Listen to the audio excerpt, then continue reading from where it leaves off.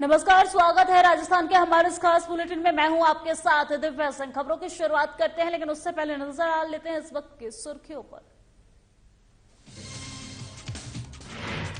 दिलवाड़ा में महासंपर्क अभियान की शुरुआत। बीजेपी मंडल ने की बैठक। विधानसभा संयोजक मदन भंडारी ने दी बैठक की जानकारी।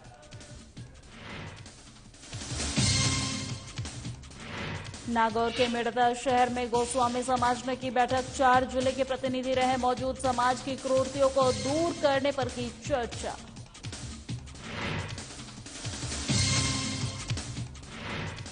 झुंझुनू में एसएफआई ने कलेक्ट्रेट पर किया प्रदर्शन। खेतड़ी प्राचार्य पर लगाया भेदभाव करने का आरोप। सीसीटीवी कैमरे की जांच करवाने की मांग। कोटा में वन विभाग की भूमि पर चल रही अवैध पत्थर खदानें। खनन माफियाओं को मिल रहा भारी लाभ। अधिकारियों को भी हो रही चांदी।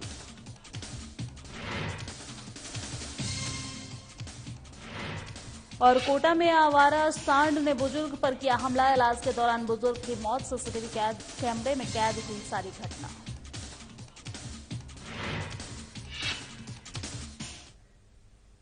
और अब खबरें विस्तार से। करेड़ा में बीजेपी मंडल ने धोली मंगरी माताजी के स्थान पर हुई बैठक में जन आक्रोश सभा के लिए और बूथ व शक्ति केंद्र पर महासंपर्क अभियान की शुरुआत की है। विधानसभा संयोजक मदन भंडारी ने बताया है कि बैठक में बूथ पर हर व्यक्ति से संपर्क करे। सरकार की भ्रष्टाचार, महिलाओं समेत सरकार की जन विरोधी नीतियों के बारे में बताया है और कहा है कि मोदी की जन कल्याणकारी योजनाओं को हर बूथ तक हर व्यक्ति से मिलाकर बताएं। और बैठक में महासंपर्क अभियान के संयोजक संजय तिवारी, करेड़ा मंडल अध्यक्ष सत्यनारायण लढ़ा समेत अध्यक्ष और उपाध्यक्ष भी मौजूद रहे हैं।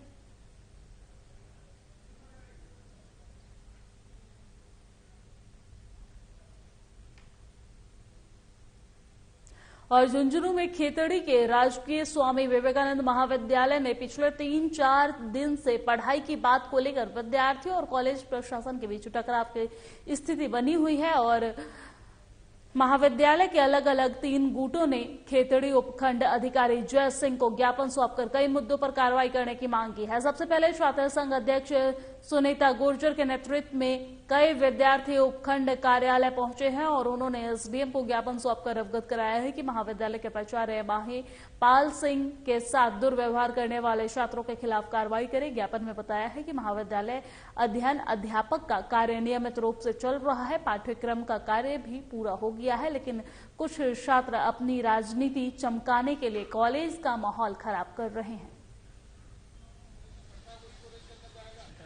विद्यालय में कुछ विद्यार्थी ऐसे हैं जो नए क्लास लेते हैं और एक महाविद्यालय को राजनीति का अड्डा बनाना चाहते हैं। क्योंकि दिसंबर जाने वाला है, आगे छात्र संघ चुनाव आएंगे, इसलिए अपनी राजनीति चमकाने के लिए महाविद्यालय का अध्ययन अध्यापन का जो वातावरण है उसको वो गंदा करना चाहते हैं और झूठे ही अपना नाम अखबारों में और मीडिया में जो है वो अपना नाम दर्शाना चाहते हैं, जिससे कि अगले चुनाव में उनको लाभ मिल सके। और नागौर के मेड़ता शहर के जैतारण शौकी कृष्ण रिसोर्ट के पास स्थित स्वामी दत्तात्रेय दशनाम गोस्वामी सेवा संस्थान में महंत नरेंद्रपुरी महाराज और करण भारती भावा के सानिध्य में दशानम गोस्वामी समाज की मीटिंग आयोजित की गई है। मेड़ता दशनाम गोस्वामी समाज युवक मंडल अध्यक्ष सुनील पुरी ने बताया है कि मीटिंग में नागौर, जोधपुर, अजमेर, पाली जिले के गोस्वामी समाज के नागरिकों ने भाग लिया है। मीटिंग में नशाखोरी पर रोक लगाने, मृत्यु भोज पर रोक आदि कई मुद्दों पर चर्चा की गई है। मीटिंग में समाज के भामाशाह के सहयोग से समाज के भवन निर्माण के लिए खरीदी गई जमीन के बारे में बताया है। भामाशाह की ओर से मिली सहयोग राशि को बड़े पर्दे पर अंकित किया गया है और अध्यक्ष मदन पुरी ने आय व्यय का ब्यौरा पेश किया है। मेड़ता शहर के जेतान चौकी के पास स्थित स्वामी दत्तात्रेय दशनाम गोस्वामी सेवा संस्थान में दशनाम गोस्वामी समाज की मीटिंग आयोजित की गई। यह मीटिंग श्री नरेंद्रपुरी जी महाराज कोड पिपाड़ व कर्ण भारती जी ढाबा के सानिध्य में आयोजित की गई। मीटिंग में मेड़ता, नागौर, जोधपुर, पाली, अजमेर सहित दूर दराज के दशनाम गोस्वामी समाज के गणमान्य नागरिकों ने भाग लिया। और झुंझुनू के खेतड़ी कॉलेज में प्रिंसिपल कार्यालय में कथित तौर पर बेड डले होने पर एसएफआई छात्र संगठन गुस्से में है और इस बेड प्रकरण की जांच करवाने के अलावा अन्य मांगों को लेकर झुंझुनू में एसएफआई ने प्रदर्शन किया है। झुंझुनू में छात्र संगठन एसएफआई की ओर से प्राचार्य प्रोफेसर महिपाल कुमावत की कार्यशैली पर सवाल उठाते हुए उन्हें तुरंत बर्खास्त करने की मांग भी की गई है और इसी मांग को लेकर एसएफआई जिला अध्यक्ष पंकज गुर्जर की अगुवाई में जिला कलेक्टर लक्ष्मण सिंह पुरी को उच्च शिक्षा मंत्री के नाम ज्ञापन सौंपा गया है। ज्ञापन में बताया गया है कि छात्र संगठन की ओर से पिछले 2 महीने से प्राचार्य को नियमित क्लास लगवाने को लेकर अवगत करवाया जा रहा है, लेकिन इसके बावजूद भी प्राचार्य की ओर से कोई ध्यान नहीं दिया जा रहा है।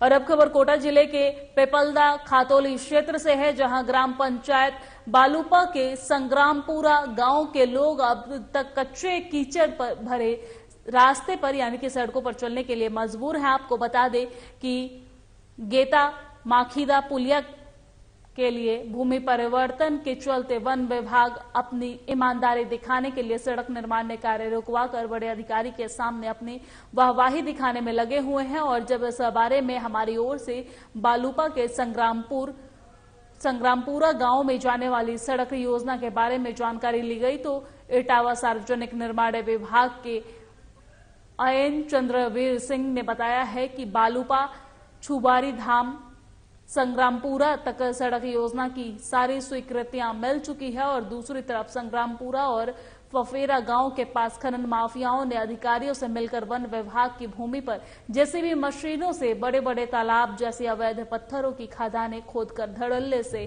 पत्थर दोहन का कार्य लगातार चलाता आ रहा है, जिससे खनन माफियाओं और अधिकारियों की चांदी होती हुई नजर आ रही है।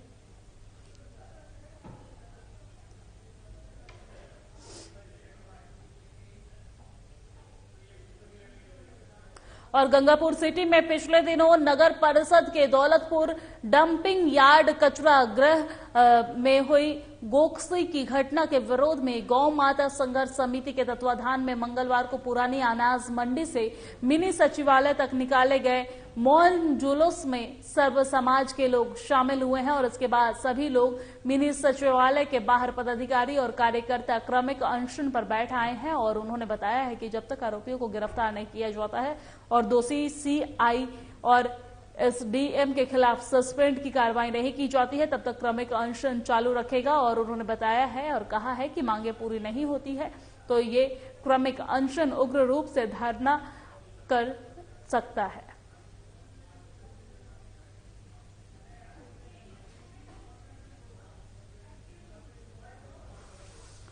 मिनी सचिवालय के बाहर अनशन दी जा रही है। तस्वीरें आपकी टीवी स्क्रीन पर है, आप देख सकते हैं। गंगापुर सिटी से ये तस्वीर आपको दिखा रहे हैं।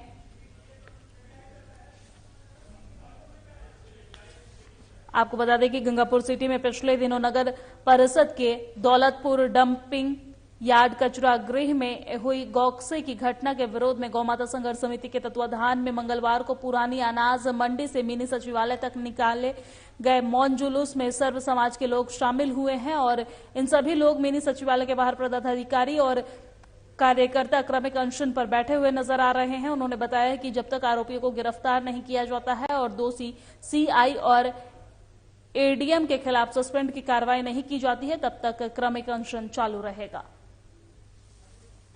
जिस तरह ये मामला हम सबके समक्ष आ चुका है और ये पता चलता है कि प्रशासन इसमें पूर्णतः रूप से विफल रहा है। गौ वंश की हत्या करना एक कानूनी अपराध है।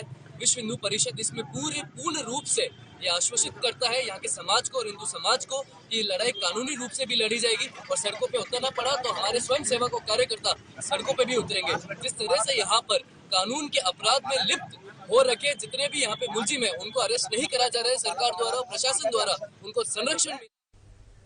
और पादुकला जिसनगर कस्बे में स्थित प्राचीन शिवालय का पुरातत्व विभाग के 6 सदस्यों की टीम ने शिव मंदिर का बारीकी से अवलोकन किया है।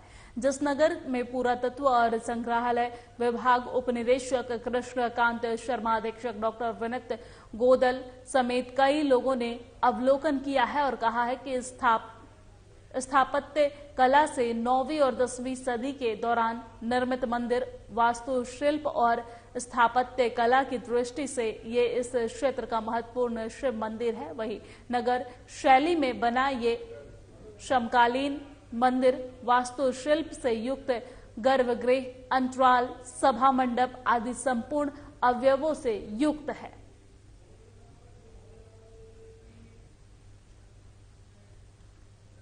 और कोटा शहर के पुरानी साबरमती कॉलोनी में एक दिल दहला देने वाली घटना सामने आई है। मॉर्निंग वॉक पर गए एक बुजुर्ग को सांड ने उठाकर पटक दिया है। नीचे गिरने के बाद सांड बुजुर्ग पर हमला करता रहा और आसपास मौजूद लोगों ने सांड को पत्थर मार मार कर भगाया और बुजुर्ग को इलाज के लिए निजी अस्पताल लेकर पहुंचे। खून अधिक बहाने की वजह से बुजुर्ग की मौत हो गई है। आपको बता दें कि पूरी घटना 18 दिसंबर सुबह 6 बजे की है, जो गली में लगे सीसीटीवी कैमरे में कैद हो गई है।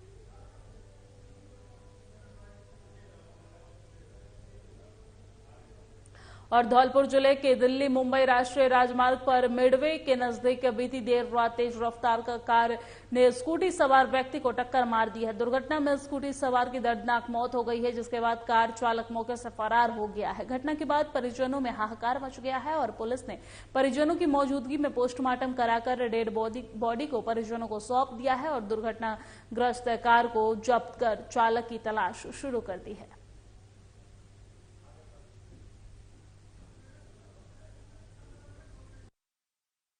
रात को एक एक्सीडेंट हुआ था स्कूटी और कार से, जिसमें कृष्ण कुमार की मौके पर ही मौत हो गई, जिसको मोर्ची में रखा गया। पोस्टमार्टम की कार्रवाई की जाकर परिजनों को लाश सुपुर्द की जाएगी। और समदड़ी कस्बे के पुलिस थाना में एक नाबालिग किशोरी की गुमशुदगी का मामला दर्ज कराया गया है। जानकारी के मुताबिक आपको बता दें कि उकाराम सेन गांव बाला हाल निवासी समदड़ी भागकर वाली बास में समदड़ी थाने में रिपोर्ट पेश कर बताया कि उसकी उम्र 15 साल की नाबालिग लड़की सामान लेने के लिए बाजार गई थी और लेकिन 2 घंटे तक घर नहीं लौटी, जिसके बाद घर वालों ने उसके फोन पर संपर्क किया तो मोबाइल बंद आ रहा था, तो उसकी अनहोनी का शक हुआ है और उन्होंने पूरे समदड़ी कस्बे में उसकी तलाश शुरू कर दी है, जिसका कहीं भी कोई पता नहीं लग पाया है और उन्होंने पुलिस थाना समदड़ी में गुमशुदगी की रिपोर्ट दर्ज करवाई है। फिलहाल पुलिस पूरे मामले की जांच में जुट गई है।